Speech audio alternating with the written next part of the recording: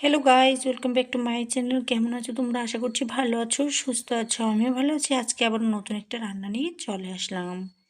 আজকের রেসিপিটা হচ্ছে ঝিঙের তরকারি। তো তোমরা তো অনেকে অনেকভাবে ঝিঙে রান্না করে থাকো। আমার মতো একবার ঝিঙে রান্না করে খেয়ে দেখবে, এই রেসিপিটা দিয়ে পুরোপুরি কিন্তু ভাত খেয়ে নিতে পারবে। তাহলে চলো, আমি আজকে রেসিপিটি কিভাবে রান্না করেছি সেটাই তোমাদের সাথে শেয়ার করবো। ভিডিওটি প্রথম থেকে শেষ পর্যন্ত দেখতে থাকো। প্রথমে আমি এখানে ঝিঙেগুলিকে খুব সুন্দর করে ছিলে ধুয়ে নিয়েছি। তারপরে হচ্ছে এরকম করে সবগুলি ঝিঙেকে আমি কেটে নিয়েছি। এবার একটা কড়াই বসিয়ে দিলাম। কড়াইয়ের মধ্যে দিয়ে দিচ্ছি সর্ষের তেল। তেলটা গরম হয়ে গেলে এই পর্যায়ে এর মধ্যে কয়েক কোয়া আস্ত রসুন দিয়ে দিলাম। এরপর দিয়ে দিচ্ছি মিডিয়াম সাইজের একটা পেঁয়াজ কাটা। পেঁয়াজ কাটাটা দেওয়ার পর এবারে খুব সুন্দর করে এগুলিকে ভালোভাবে একটু নেড়ে চেড়ে সুন্দর করে ভেজে নিতে হবে। ঠিক এই পর্যায়ে ভাজা হয়ে গেলে তো এবারে আমি এর মধ্যে দিয়ে দেব শীতল শুটকি। আমি এখানে বাসমতি শীতল নিয়েছি, তোমরা চাইলে পুঁটি শীতলটাও ব্যবহার করতে পারো।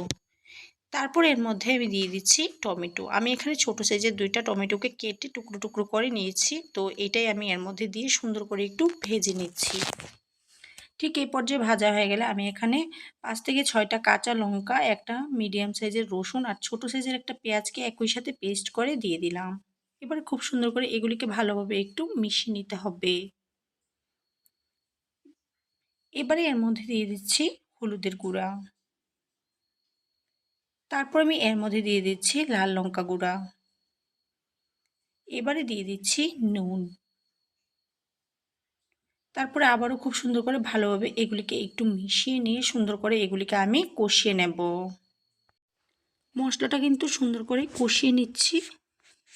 কষানোটা হয়ে গেছে। এই পর্যায়ে আমি এর মধ্যে দিয়ে দিচ্ছি কেটে রাখা ঝিঙে। ঝিঙেটা দেওয়ার পর আবারও খুব সুন্দর করে এগুলিকে ভালোভাবে একটু নেড়ে চেড়ে ভালো করে মশলার সাথে কিন্তু সুন্দর করে একটু মিশিয়ে নিতে হবে। ভালোভাবে মেশানো হয়ে গেছে। তো এই পর্যায়ে এগুলিকে আমি ঢেকে রান্না করতে হবে।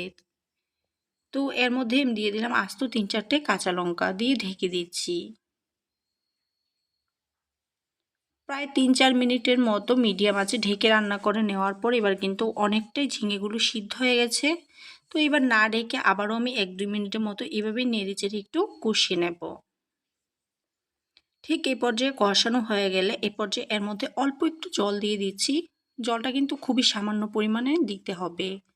এবার আবার সুন্দর করে নেড়ে চেড়ে মিশিয়ে তারপরে হচ্ছে আবারও আমি ঢেকে রান্না করব কিছুক্ষণ, যাতে ঝিঙ্গেগুলি সম্পূর্ণভাবে সিদ্ধ হয়ে যায়।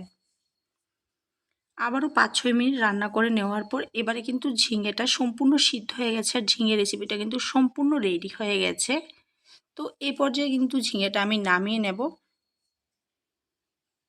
তো আমার আজকের এই রেসিপিটি যদি তোমাদের ভালো লাগে তাহলে অবশ্যই আমার চ্যানেলটি সাবস্ক্রাইব করতে ভুলবে না। লাইক শেয়ার কমেন্ট করবে। তোমরা সবাই ভালো থাকবে, সুস্থ থাকবে, আমার ভিডিও দেখবে।